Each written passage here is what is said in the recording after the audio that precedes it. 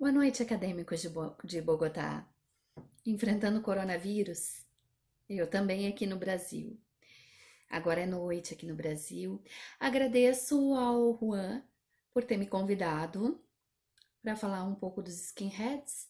Meu nome é Cecília Moraes Gil, sou bacharelanda de Serviço Social do 8º semestre da Universidade Leonardo da Vinci.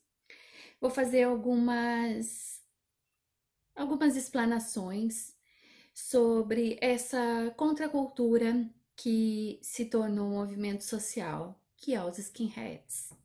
É.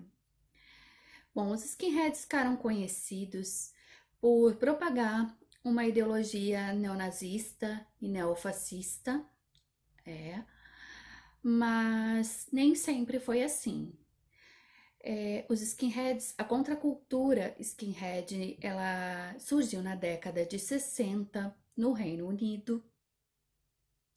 E lá era uma contracultura, era uma cultura que nascia através de pequenas tribos sociais na sociedade do Reino Unido. É? E essas pequenas tribos contestavam a cultura vigente, tinham peculiaridades através das suas músicas, inclusive é muito curioso que no início os skinheads adotavam muito estilos de música africanos e posteriormente eles passaram a propagar o neonazismo. É. Mas falar de skinheads é muito complexo porque existem várias vertentes neste movimento social e algumas vezes são contraditórias entre si. Mas como assim? Bom, no início, os skinheads defendiam a extrema-direita, porque defendiam o neonazismo. Né? Foi quando os skinheads saíram no Reino Unido e migraram para outros países que eles tornaram movimentos sociais com diferentes ideologias. Existiam skinheads, por exemplo, que eram de acordo e inclusive propagavam o comunismo, né?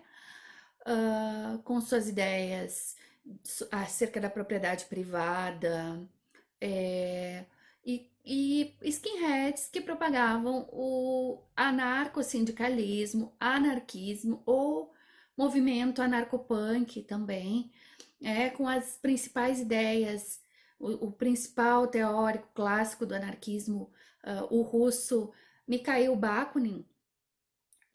Também existem outros, como Proudhon, que falam a respeito de uma sociedade sem representação política, onde todos são iguais, e nesta sociedade não há propriedade privada, é um ponto em comum com o comunismo, e também não há instituições autoritárias, não há um autoritarismo, sendo várias instituições consideradas autoritárias para os anarquistas, como instituições, alguns tipos de trabalho, na verdade, trabalho enquanto relação de produção, né? E não relação de trabalho, trabalho a serviço do capital transformado em relação de produção. As relações de produções para eles são autoritárias, como também uma instituição como o casamento. Isso mesmo. Para os anarquistas, o casamento também é numa hierarquia verticalizada, uma instituição que confere autoridade, em geral, a autoridade do homem sobre a mulher. E aí nós podemos ver a luta de classes bem nítida do movimento anarquista, porque mesmo os que se consideram de direita ainda fazem parte da classe subalterna, eles são um segmento da classe subalterna. Né? Nenhum deles tem condições de estar na classe dominante ou na elite. Né? E há pouco acúmulo do capital cultural entre eles.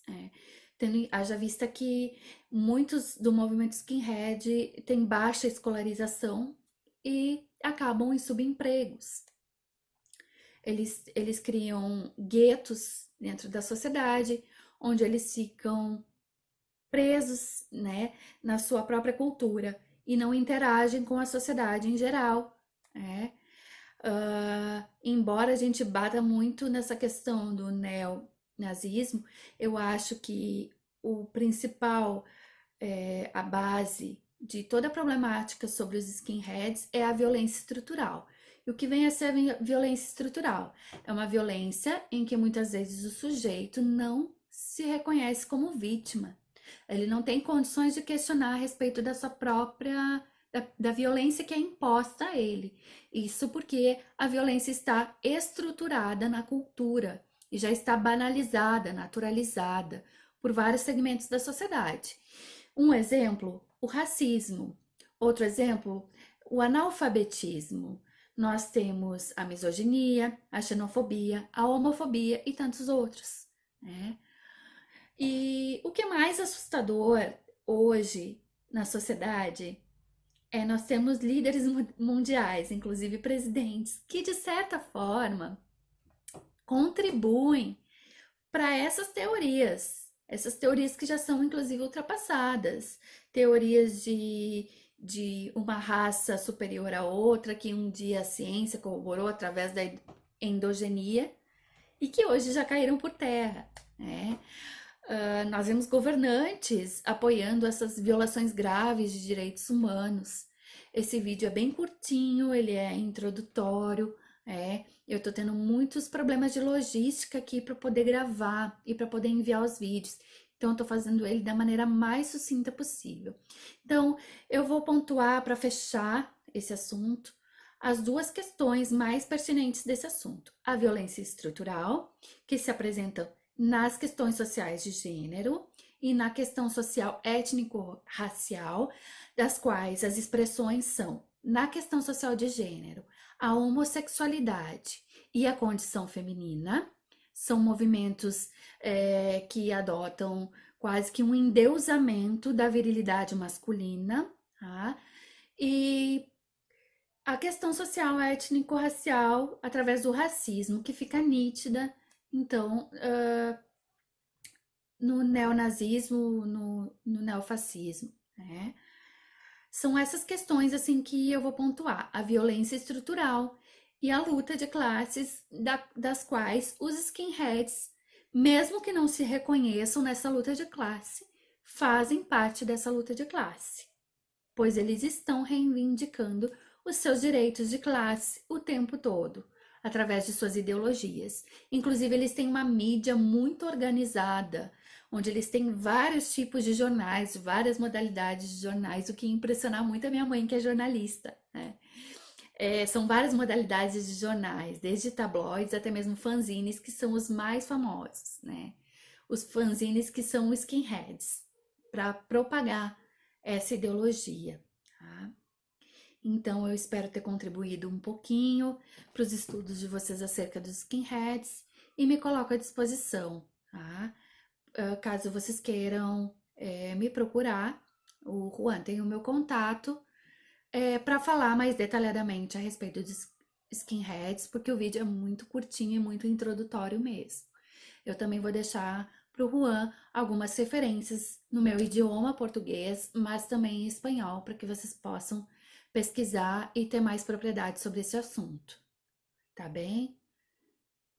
Fiquem bem e até mais.